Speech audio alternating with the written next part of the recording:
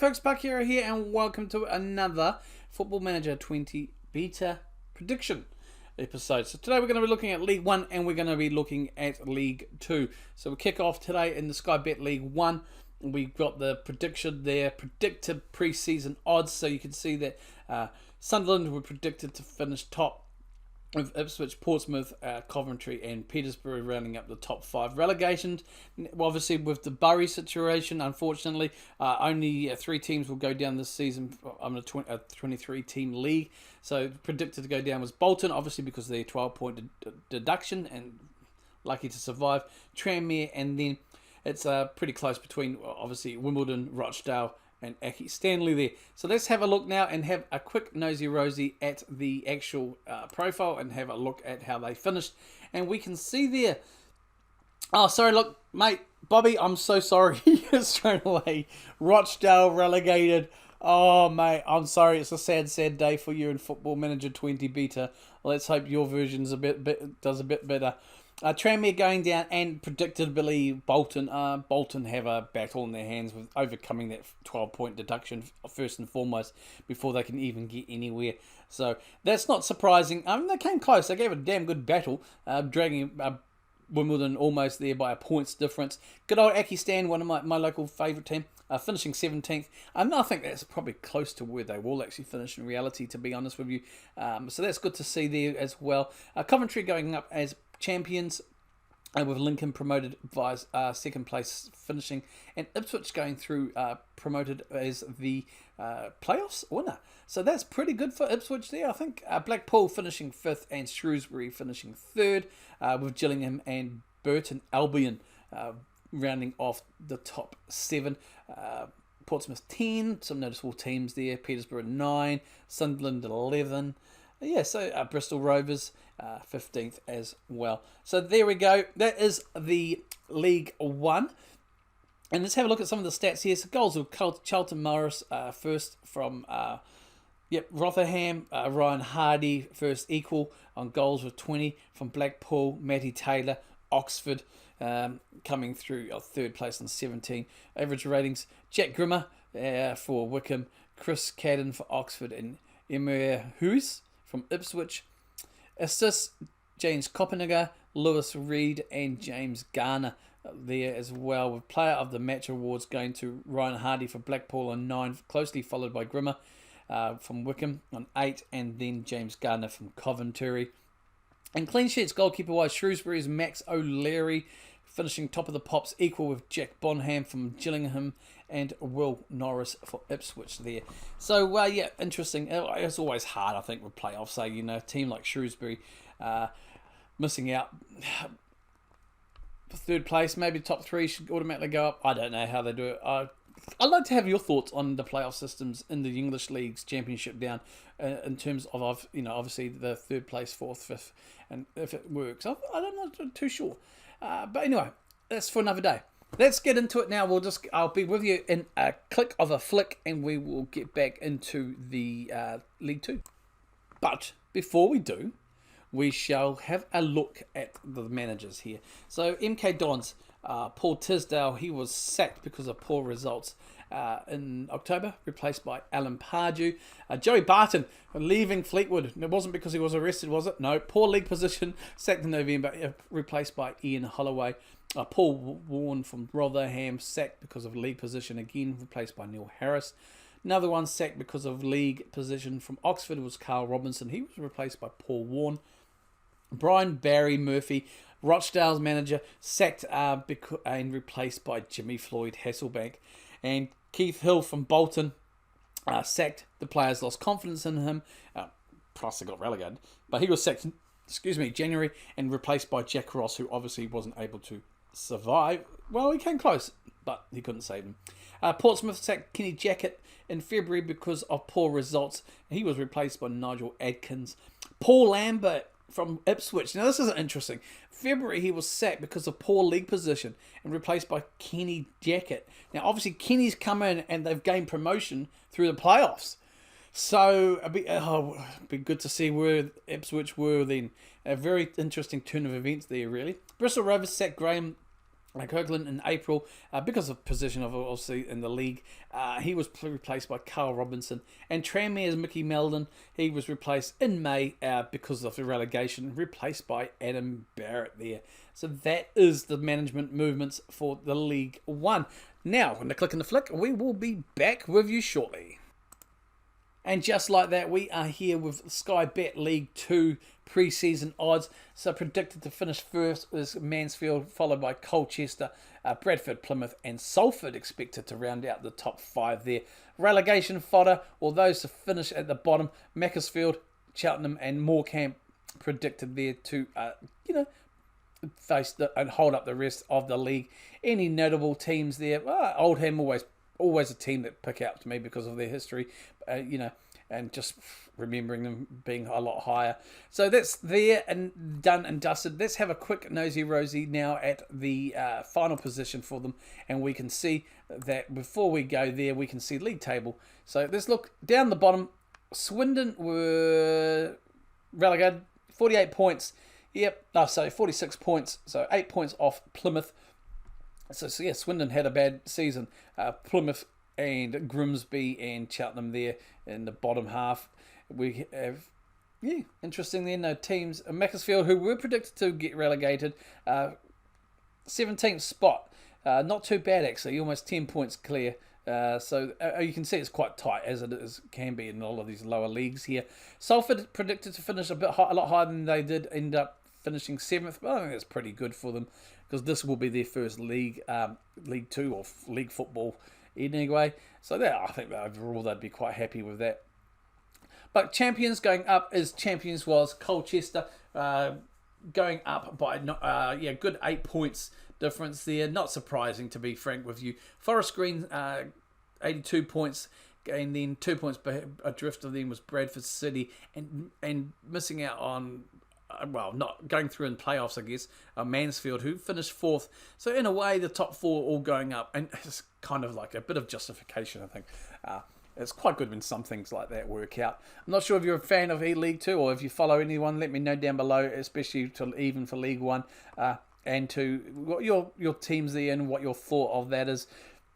So we've got for player stats here, the goals. We've got Jerry Yates from Swindon on 16 goals, Ryan Edmondson from Colchester on 15, and Aaron Collins for Forest Green, 15 goals, equalled second then as well. We've got average ratings. We've got from Mansfield, Kristen Pearce, Scott Cuthbert from Stevenage, and finishing the second equal, Zach Mills as well from Oldham. In terms of assists, we've got Carl Winchester from Forest Green, Ben Stevenson from Colchester, and Jamie Divitt from Bradford City. Player of the Match awards, we've got Zach Mills from Oldham, top of the pops there, with Burley Lubis from Crawley and Dean Gherkin from Colchester. I do like gherkins. Liam Roberts finishes clean sheet man, top of the pops there, and just ahead of Jack Walton and Jojo Wallacott, Forest Green's goalkeeper. And you can see the yellow cards there as well. So let's have a look, and Rosie Nosy back at the management movements and have a look here. There's a few there. Mostly, as you can see, will be sacked because of league form. We'll start with Northampton, first man to go, Keith Curl, 2nd of November. Stuart McCall replaced him. He was sacked because the players lost confidence in him. Same day, sacking from Grimsby was Michael Jolly. Poor league position, and Sol Campbell came in to replace him. Let's look at the Sol man himself as a manager. Not too bad stats, really, and as we look at his career, we'll remember him. Great player for Arsenal, even though I'm not a fan of Arsenal. But, one of those good old-fashioned players who you just knew you were doing for a tough game when you played against them. Let's have a look. Next one was Swindon sacked their manager Richie Wellens because of poor results. He was replaced by Laurent, I was going to say Blanc, but it's not, Bandy. Mansfield sacked John Dempster in January. League position again, Juan Carlos Oliver, replacement for him, and Scunthorpe got rid of Paul Hurst because of the league position, replaced by Antonio Diaz. Wonder if he's related to Cameron Diaz. Okay, Gary Migson, Stevenage got rid of him because of the league position, and he was replaced by Emma Hayes. Yes, okay, I've never... Look, don't take this wrong. I've never seen this before. But yeah, we've got a female manager taking over a professional football club in the male game, I guess, if you want to say. That's bloody awesome. All right, we'll see how she goes there. So where are we? We were left. So Emma came in to replace Gary for Stevenage. Colin Calderwood from Cambridge, he was sacked and he replaced by George Boateng. Carl Fletcher from Leyton Orient. His sacking's been unconfirmed, so I guess that again is the reason for the sacking is unknown or unconfirmed by the club. Neil Alderley replacing him there. John Askey for Port Vale, sacked again for league position. And Quinton Fortune. Oh, bloody Nora. Quinton Fortune, not a bad stats there. Oh my goodness gracious me. Quinton Fortune, yeah, Man United. Holy moly. Some of the names that pop up, I tell you. Oh, wow. Okay, and we then have Laurent Bandy. So he had come in. As you can see, we've got Swindon's second time, and it's the first time I've noticed that in this here today. So he came in to replace Richard Rellens in, when did he come in? December. He was sacked in March because of the position of the league, and he was replaced by Brian Barry Murphy. Interesting little thing there that. Yep, so someone came in and he didn't even last. So, yeah, very good. Crew, David Artel was sacked, obviously league form again, and replaced by Dean Racunia. Stephen Presley from Carlisle, he was sacked in April, replaced by Grant McCann. And Ryan Lowe from Plymouth, sacked because the results were poor, replaced by Graham Coughlin. And the last but not least, Daryl Clark. He was sacked, unconfirmed reasons as to why, and he was replaced by David Artel. Interesting to note that, very much interesting. I'm interested about this, obviously, Swindon situation. And, I mean, I guess that makes sense when you consider Swindon themselves were relegated. So they sacked their manager early on, brought somebody else in. He lasted 2 months, got a sack because practically there was just no hope. So, yeah, that's interesting. All right, so I'll be back. I'm going to do the... probably going to do a quick look at the conference. Actually, we'll have a quick look at the conference now, shall we, while we're still here. I believe I did load the conference up, so we're going to find out if I remembered. And we do have the conference loaded. I know I don't have North-South, so we'll stuck in this here. So we'll just have a look. What we'll do is we'll have a look at their preview, see where they were predicted to finish. So Hartlepool and Maidenhead was predicted to finish bottom and second from bottom. Yeah, interesting. And obviously Notts County were evens favourites with Fly to go up. So Notts County were obviously relegated to the conference. So they were straight and bang back up. Now I had looked at them when I was mucking around with the game, and there I know that the board had expectations for the season was to automatic promotion back to the league with by winning the league. So that's not surprised they're even odds there as well. But let's have a look and see what happened there, and we can see that never happened. Champions were FC Halifax. Fairly comfortably in the end with Stockport. I think that's a good, not bad for Stockport there. Notts County finishing third with Ebbsfleet and Clyde finishing fifth. Dagenham and Ridgebridge, got a team that's been up there for a while, but promoted via the playoffs. And that's set on 72 points, so they went up and got the promotion. So that's big back in the league football. Going down to bottom three was Aldershot, Bournemouth and Barnet. So Hartlepool was predicted to finish rock bottom, and they didn't. So that's pretty good there. And those three teams are getting relegated. I thought only two went down. So correct me if you know anything. Okay. Any teams that stand out to me? Well, I mean, to be honest, the only real standout for me is Notts County, a team that once upon a time was in the old First Division when it was his last season, actually, as the old First Division. And they have they fallen as well. And it's one of the teams I was actually looking at to do as a save this year. But obviously I'm not, and that save has not been announced yet. But that's the teams there. You can see the stats there. We'll just go through quickly. Goal scorer was Ben House from Stockport. Frank Mulhern from Stockport as well. So Stockport has some good goals banging in there. Just didn't know enough to get promoted, really, did they? And Jordan Garrick finishing off for Yeovil.